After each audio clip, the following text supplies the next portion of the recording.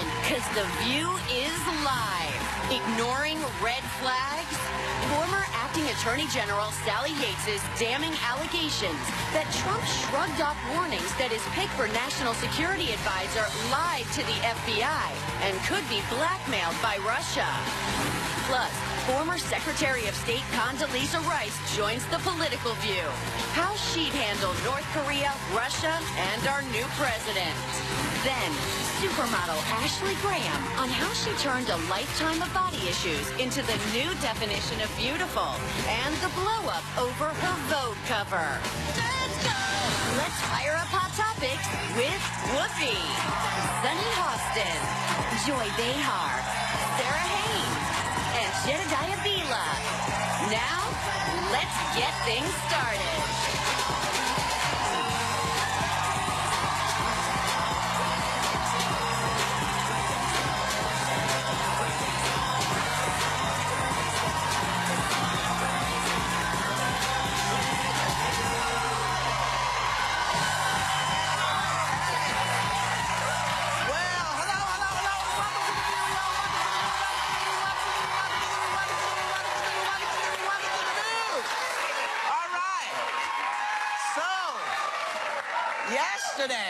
Yesterday, former acting Attorney General Sally Yates gave some pretty damning testimony that the White House picked for National Security Advisor Michael Flynn lied to officials about his ties to Russia, and it put the U.S. in a potentially dangerous position. Now take a look.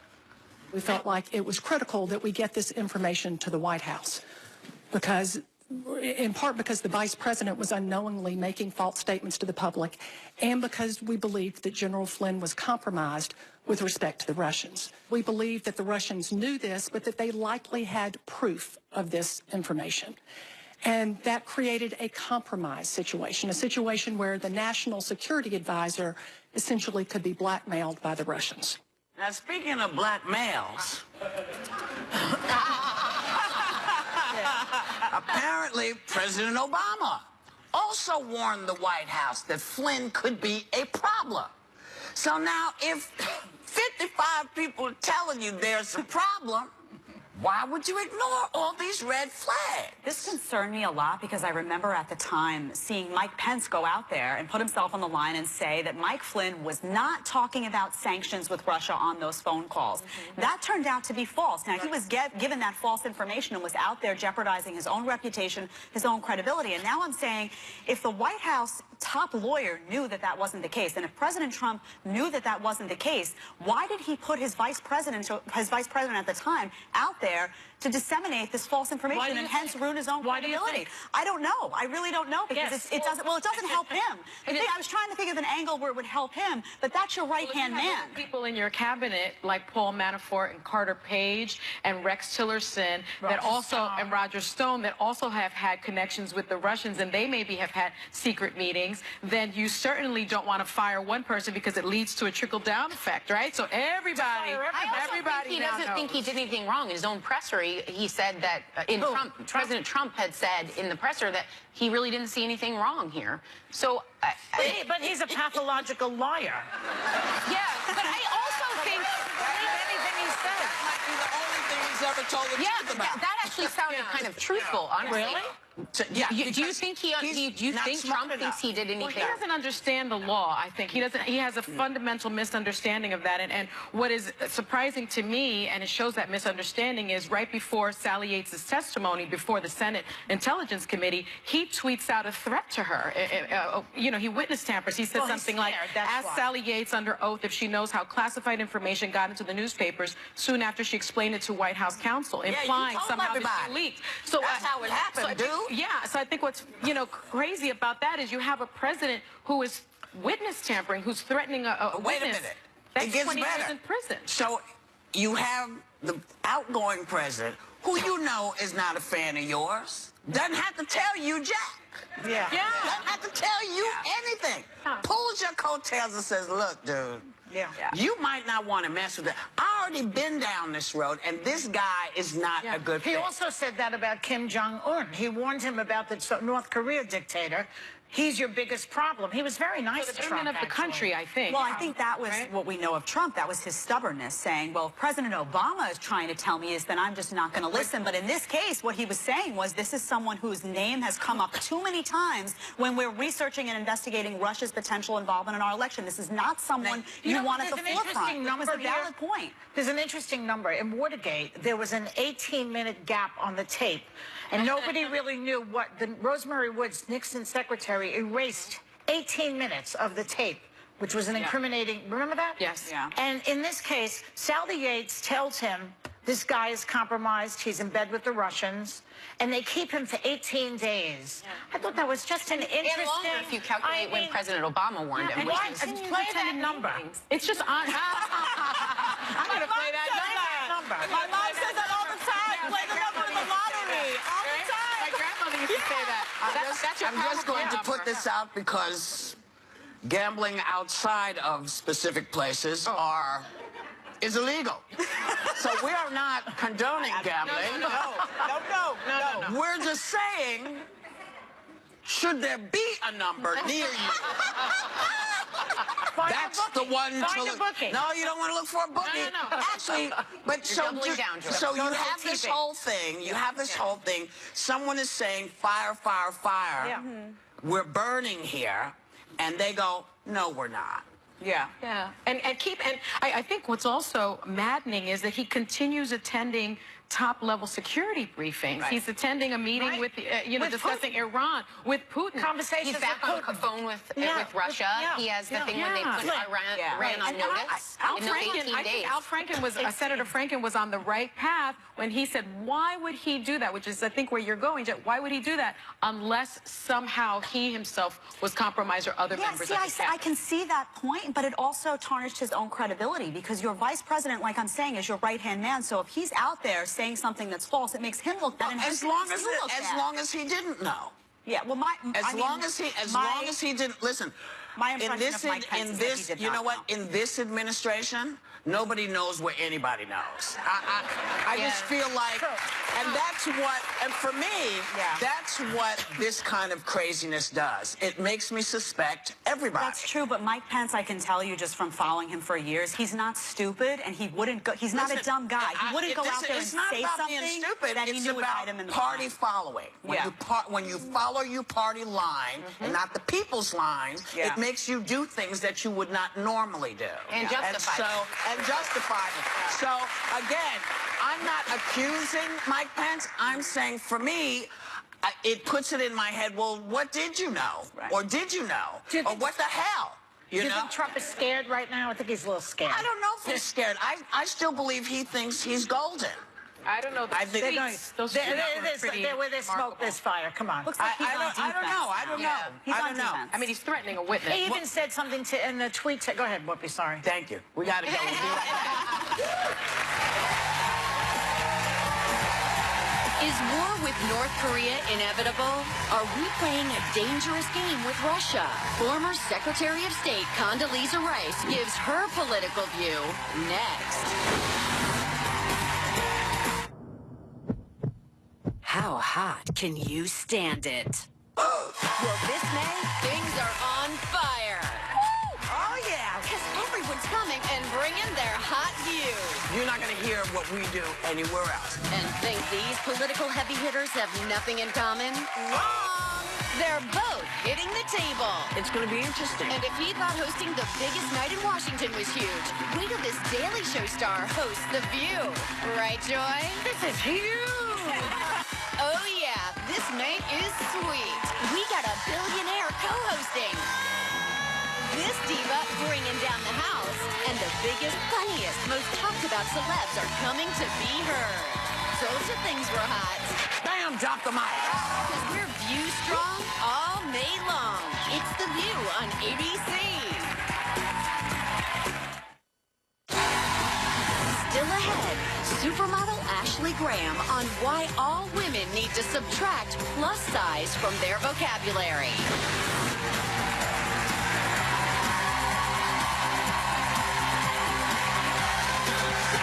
So, the world is a little freaky right now. It's, you know, one dictator's vowing to vaporize America with nukes. Another may have interfered in the elections. I mean, so it just is getting crazier by the second. But now to tell us how she'd have handled things, please welcome a fabulous woman in her own right, the former Secretary of State and author of the new book, Democracy, Condoleezza Rice.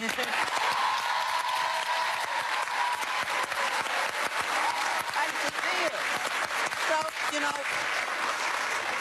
we were talking about Sally Yates' testimony, and, you know, President Obama warned Trump about Michael Flynn. A whole lot of people warned about this man. How do you make somebody heed a warning that they may not want to hear? Well, let me just say, I've been in Washington, and a lot of times people say, oh, I told him this, I told him that. I don't know what those conversations were really like, so I'm not going to go there. Right. I'm just going to tell you this.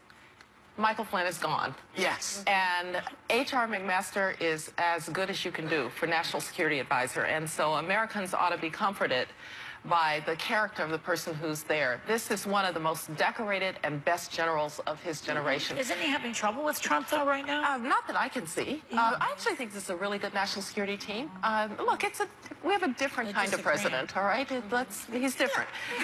He'd never... That's a great way to put it. Very diplomatic. He had never been in government before. And when you haven't been in government before, sometimes it looks kind of easy in there until you get in there. Yeah. And when he said, you know, this job's a lot harder than I thought, I actually kind of felt bad for him because it is a really hard job and it's a lonely job. And you want people around you who you trust. So they've done well. Rex Tillerson is a really good Secretary of State, and Jim Mattis is a great Secretary of Defense. And they've got some really tough problems, as you were just saying at the beginning. You know, when you're dealing with a North Korean leader who is, let's just say, reckless. He might even be unhinged. Yeah. And he is getting better with nuclear weapons. He's getting longer in his ranges to perhaps one day reach the United States. I don't care who you are as president. That's a scary proposition. You take it seriously. You take it seriously. Well, Madam Secretary, it's been alleged that weeks before President Trump's inauguration, Flynn discussed American sanctions against Russia, as well as other areas, perhaps, of possible cooperation with the Russian ambassador. As someone who has had that position as National Security Advisor, would you have felt comfortable at that time, before the inauguration, having those conversations, or is that inappropriate? Well, let me make a distinction here, because when you are the National Security Advisor-elect, in other words, your guy's been elected, but you've not yet been inaugurated, you will have conversations with foreigners. They want to meet you. They want to establish a relationship.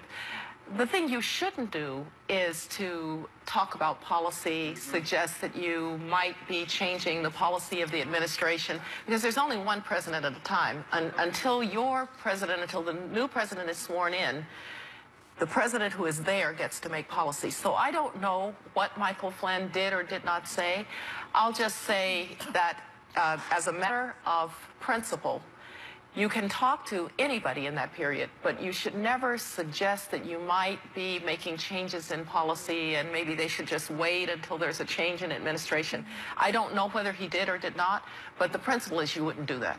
So you mentioned Rex Tillerson, and you're a big fan of his. I hear you now, and I've read that. And he has the same job you had. That's right. Right. But the difference between him and you, I think, is that he has deep ties, business ties to Russia. And it seems as though we were talking this morning about all these people who are attached to Russia. I mean, what do you make of all that attachment to Russia? Well, if you're an oil man, the Russians have what people call good geology, right? They've got a lot of oil. And if you're an oil CEO, of course, you're going to try to negotiate with Vladimir Putin to get rights to drill for that oil. That's what you're going to do.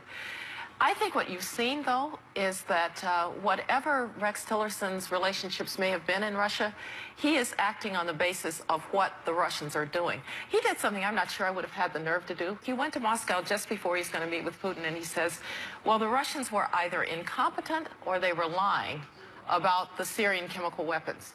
I thought, wow, that's rough. I'm not sure I would have said that. So he's acting on our behalf. I get that about him, but what about the rest of them? The rest of them didn't work for Exxon. Well, just look at where relations are with the Russians. Again, I think we ought to be looking into what ties were there. That makes perfectly good sense. But I also want to say something about Vladimir Putin and interfering in our elections. He has been trying to interfere in our elections and everybody else's for a very long time. What cyber allows him to do is to do it more efficiently and more quickly. But let's not deceive ourselves that the Russians haven't tried these tricks before. They have. Now, I would have said, I would have said to the Russians, we know you did it, right? At a time of our choosing, we will find a way to punish that behavior. But Vladimir Putin is an eye for an eye kind of person. And we questioned, or Secretary Clinton questioned the legitimacy of his election in 2012. Now he's saying, now I'm going to question the legitimacy of your election by hacking into it and so forth. So don't let him get the satisfaction of thinking that we don't believe our own elections to be legitimate. So do you think that was a personal eye for an eye against Hillary Clinton? I think it was personal. But he likes to intimidate. No, I can tell you that I was with him on many occasions. And one particular occasion, we went into a room to discuss, and his people are sitting on one sofa, he and his foreign minister, I'm sitting on the other. And I'm delivering a message about U.S.-Russian relations, and they were messing around in Georgia at the time. And I said, you know, Mr. President, if you do anything in Georgia, President Bush wants you to know that that would greatly affect our relationship. And he stood up. And now he's peering over me. And so, just on instinct, I stood up too. Now, I'm 5 foot. He didn't realize. So he was peering over. I'm 5'10" in heels. He's not. He's short. And so, what you can't do is be intimidated by Putin or let him play these psychological games. But Madam Secretary, if he indeed did engage in these types of tactics in our election, then the very legitimacy of our election is at issue, isn't it? No. And that's where I would, first of all, I don't want to question his motives beyond he's an eye for an eye kind of person. Secondly, I trust the people who voted in Wisconsin and Texas and Alabama and California to have voted on the basis of who they thought was best going to represent their interest. And so I'm not going to question the legitimacy of their vote because Vladimir Putin tried to interfere in the elections. That's just a step that I don't think we should take. Let's trust our fellow citizens to have been smart enough to vote for the people that they thought they ought to be voting for. You referenced North Korea before, which is something that I think many people are very concerned that we're potentially headed to war. How do you feel about President Trump's approach to Kim Jong-un, saying he would be willing to sit down with him without preconditions? This is something that's been controversial that President Obama did with other countries. Does that concern you? I mean, complimenting him in some ways, does that demean our ability or diminish our ability to combat a tyrant potentially? Well, it's not the language I would have used. Look, Kim Jong-un is smart. He wouldn't still be there if he weren't smart. And you don't get anywhere by underestimating the brain power of your adversary. So let's not assume that he's not smart. He is. But he's also extremely dangerous, reckless, and, as I said, maybe a little unhinged. So I think what they're trying to do is the only country in the world that maybe has some influence with the North Koreans, the Chinese. And so they're saying to the Chinese, all right, we know that you haven't so far been willing to put the screws to North Korea because you're worried that regime might collapse and then you'll have refugees and a long, unstable border. But let's tell you something. The worst outcome is you don't do anything about the North Koreans and then we have to. And no president can sit there and let the North Koreans get long-range missiles able to reach the United States. So do you find it interesting that the relationship between China and the new guy? Just won't say his name. I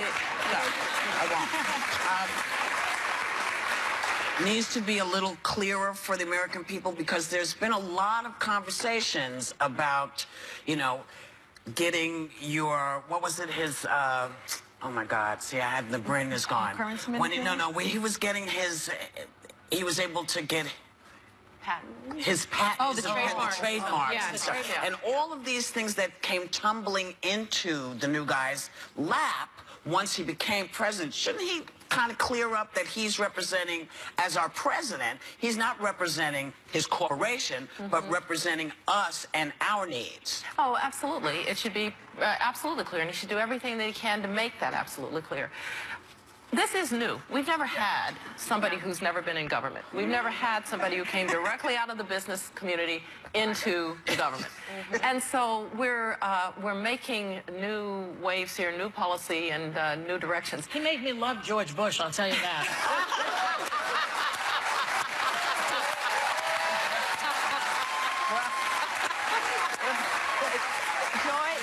Joy, I've been here with you a couple times. I never thought I'd hear you say that. I never thought I'd say it. So wait a minute. Yeah, hell just froze over. Our thanks to Condoleezza Rice. Her book is called Democracy. And members of our audience, you're all going home with a copy. Check it out. We'll be right back.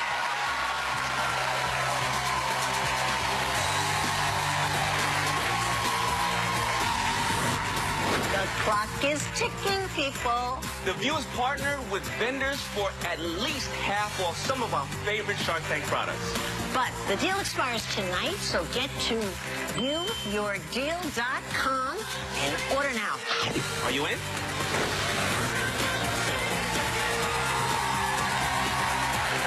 So welcome back. So last night, Jimmy Kimmel returned to his show for the first time since his emotional announcement about his newborn's health crisis. And once again, he put things into perspective. Take a look. I saved health insurance in the United States of America. Thank you. I didn't save it? They voted against it anyway? I really need to pay more attention to the news. I know this is going to shock you. There were also some not so nice things that people said online about me, including members of the media. And I would like to apologize for saying that children in America should have health care. It was insensitive. It was offensive, and I hope you can find it in your heart to forgive me. I love Jimmy Kimmel. You know, when things are laid out that plain, I mean, how can there really be another side to that argument? The comedians are leading the charge. I mean, everybody gets in trouble now for things that we're saying because we're saying things that make sense. And Jimmy, because he's had such a personal story to tell from a comedian and makes it funny, is just remarkable. I think he's incredible. I just love him today. No question, with that personal story. And I started thinking about, you know, we've had people come on the show and say, well, that's not my job. My job is just to make people laugh. I don't want to talk politically. I don't want to get involved. But this goes to show you when you have that kind of platform and you do get involved, you can really make a difference. It's not for everyone. Yeah, Yes. it became very personal for him with his son. Which is hard to do. It's hard to put your life out there. I think it brings up an important point, which is that I don't, when you say, is there another side to this argument? I think there are a lot of people on both sides of the aisle would agree and want children to have coverage, want people to have coverage, want people with pre-existing conditions to have coverage. I think there are caring people on all sides. I think the question is how to pay for it. And I think it's a real question and hard question. Well, he said how to do it. The problem is he was talking to that congressman, and the congressman asked that exact thing that you just said. Right. And he said, well, stop giving tax breaks to the very wealthy, and maybe you can pay for it. But that won't cover all the costs. Unfortunately. And the issue that happens for me is every time I get into one of these and I say, well, maybe this is the solution, I realize, wait, I just raised this person's cost by lowering this person's cost. How about getting all kinds of people in a room to discuss it? Well, because there are enough. Look, this isn't about the party. You know, this is my thing. It ain't about the party. It's about the people. That's right. And if you're fudging the people over. Sounds delicious. You know? Yeah. That's not to say there aren't things in what they call Obamacare that can be taken out and revamped. But what you can't do is slash and burn everything just because it had Obama's name on it. Because as we know, originally it was Kennedy hair. Well, and maybe take it out of a profit business. Like maybe insurance companies, it shouldn't be put in insurance companies that are looking for profit. Because you think about how the money goes to the top of the company, that's taking out some of what we're paying in. So if you had someone that controlled it that wasn't taking profit. Or not-for-profit option. Who said that on the show? Kirsten Gillibrand. Senator Gillibrand said that yesterday. Yeah. You know, or give me the money if I did really well this year and I didn't get sick and I paid all that insurance.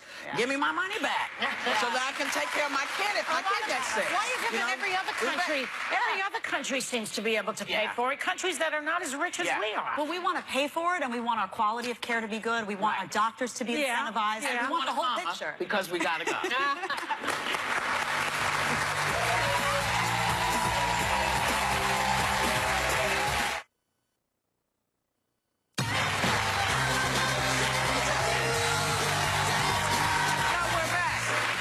If your husband doesn't like your friends, you are twice as likely to split up, according to a study that tracked 400 couples over 16 years. Wow. Does this concern anyone at the table right now? Busy, aren't they? 16 years 16 study. years. Wow. Well, they didn't have anything else to do. Goodness. Wow. Okay, that went a long way. Sunny has an example. Let's just be clear. So if you don't like your old man's friends, nothing happens. It doesn't matter. But if he doesn't like your friends, that will lead to a divorce. Yes. So why? I think because women share a lot with their friends, and then the husband, that's what the study said, and the husband then feels like there's an interference in the marriage and blames it on the friendship. And so there's a he problem. initiates the divorce. Yes. But I have to tell you, I'm very lucky because my husband has befriended my very good girlfriends. Yeah, mine too. And that's very comforting. But there have been friends he has that I don't And like. what happened? Nothing. I'm still there. It's been like 20 years. You know, I just don't think it matters as much because I really think you can only control your behavior. You can't control who. Look right? at you. I'm learning. You've taught me that.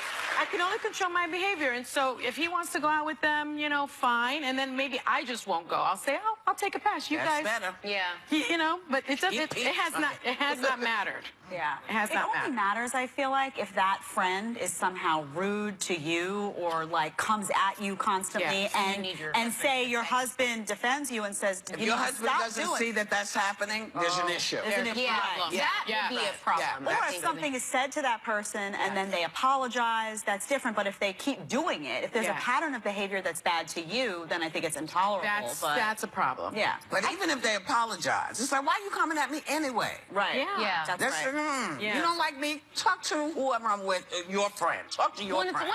It's always an old friend. The people that offend you, because they tend to have these historical ties. Right. And even if socially, you're like, why are you friends with that person? It's always the old one. It's always the men. They've been friends since kindergarten. Yeah. What are you going to do? Damn friend. So they're jealous? I think so. No, because you would never befriend them as an adult because they have these things. Yeah. You can't get rid of them. It's the old Leave them one. alone, honey. They like lice. Yeah. We'll be right back.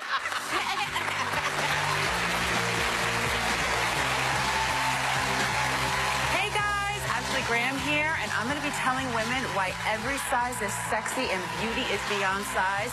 Check it out right here, coming up next. So after a breakup, can you know, Enjoy a good hit and run. I believe you can. It may not be a good idea, but it's always good. You know what I mean? What about right before you're dumping them? Bye-bye. Enjoy. It's The View on ABC.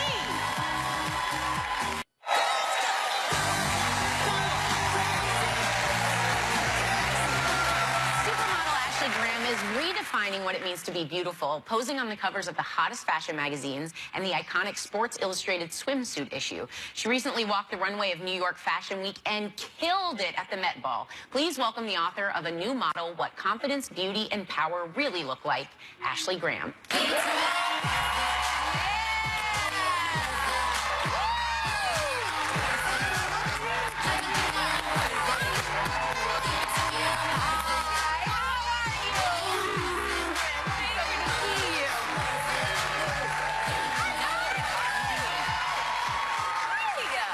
What's What's going on, ladies? Hello. Everybody's in like nice bright colors. Yes. This is perfect. I liked your jam on the way out, by the way. Wore it, okay. Yeah. But you're known for your sex appeal and inspire your 4 million Instagram followers. Were you always this confident? No, that's why I had to write about it. Look, my mother had raised a confident woman, but I was put into an industry that made me very unconfident. And I talk about being a model in the actual fashion industry and how it makes you feel even uglier. And because you're being picked apart, manipulated, and controlled by others who don't understand your body. And there's also been this stereotype of what perfection is for so long that I just had to come and say, well, this is my cellulite, this is my back fat, and none of it's going to change. And you know we all have it. So. Yeah. But you also have come down on the term, which I fully agree with you, the whole term plus size. Yeah, isn't it just so ridiculous? It doesn't, it actually, I feel like plus size includes the average woman. Like the size is really... No, okay, so the average size American woman is a 14. And so that means that the majority of this room is considered plus size. And I don't feel that we need to put a category on women because of a number inside of their pants. I just don't think that it's fair. We don't do it to men. No. So I'm just trying to get rid of it. Yeah, I like it. Yeah. Banning it. Well, from one curvy girl to another, what I thought was interesting is that you posted, right? Little curvy. You let us know where they were, Sonny, just in case we missed it. Let me take mine out just so I say, you know, here's mine right here. Hey, just put it back. Little curvy. But you posted a picture that showed cellulite. You see that? I have and I mean, how were you able to do that? Because we all have it. We do. But most of us are not willing to show it. I had no idea the revolution that cellulite photo was going to be. Because you look at your own cellulite every day, right? Yeah, and it's just like, it's there, whatever. And one of the things I talk about, every single chapter of my book starts with affirmations. So I've talked to that cellulite many a day. And I've said, cellulite, you're there, and I'm going to choose to love you today.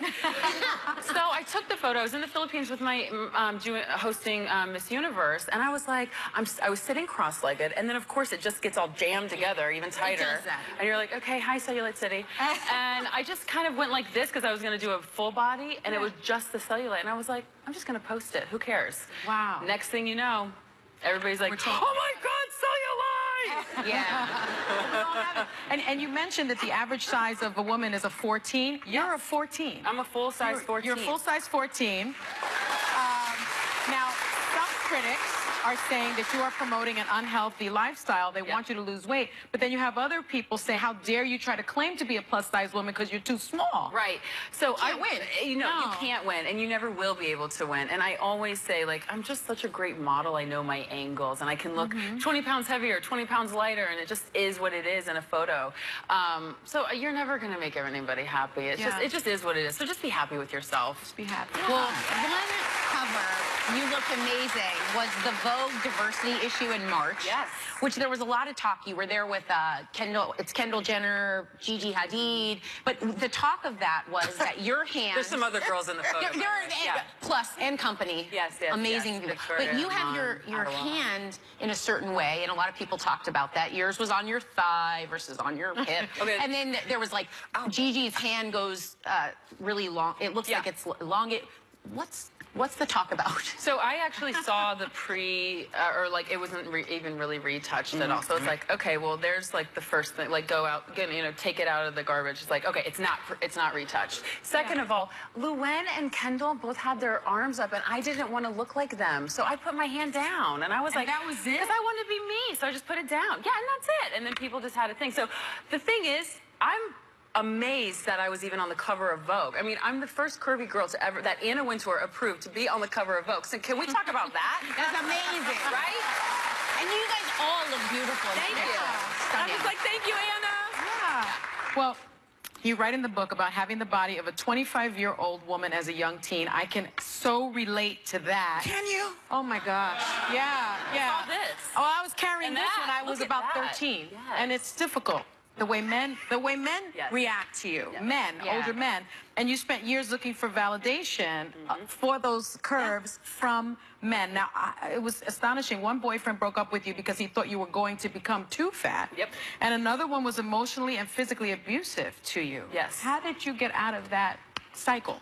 So, you know, it all kind of stems from not really having the relationship at home with my father that I should have, I think. And I talk very candidly about that in the book. And I never knew what a relationship with a man was supposed to be. So, of course, I'm insecure for my body. And I go out and I start looking for affirmations in all the wrong places. And men happen to be a very easy one, along with food. And I talk about that as well. And I think that women, I share the story because young girls and women need to know that you are not going to get love from sex. You are not going to get love from going and just saying, oh, like my body. If you don't love the woman that you're looking at in front of the mirror, no man is going to be able to love you. And that's why I was in an abusive relationship, because I didn't love who I was. And I had to get out of that. And it was a very dark place in my life. But after that terrible boyfriend, I said, well, screw this. I'm not having sex till I'm married. And you did it. And you did. I did it. And I write about that in the book, too. Yes, you did. Now, I also carried a great deal of body as a kid, but I was so odd-looking, people didn't respond to me sexually. They responded to me for humor. Really? Yes, and I didn't know I was funny at the time because they were laughing at, not with. Right. So, but you met your husband 6 years ago, Justin, at church, and decided not to have sex until you were married. I heard that. Oh, yes. Did I mention he's black? Yes. He's fine, right? Yeah. Did somebody say? Did you that came from the whole side was like, I know. And he loves your curve. He loves my, you know, I'm the curviest girl he's ever dated, and he said he could never go back. Wow. Yes, but neither can you. Go back, that's right. It's a two-way street. You're not going back, he's not going back, and life stays well. That works out well. So a big thank you to Ashley Graham. Her new book, A New Model, is out now, and everyone in our audience is going home with a copy. We'll be right back.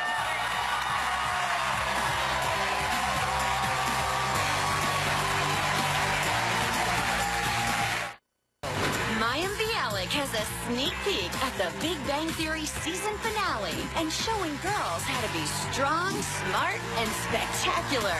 And remember these three sisters who made it to the Junior Olympics while they were homeless? You won't believe the updates since they've been on our show. Hey, Alex, you're my daughter. It's your birthday. Happy birthday. We want everybody who's watching us to have a great day. We want everybody who is here to have a great day. We want you all to take a little time to enjoy what? The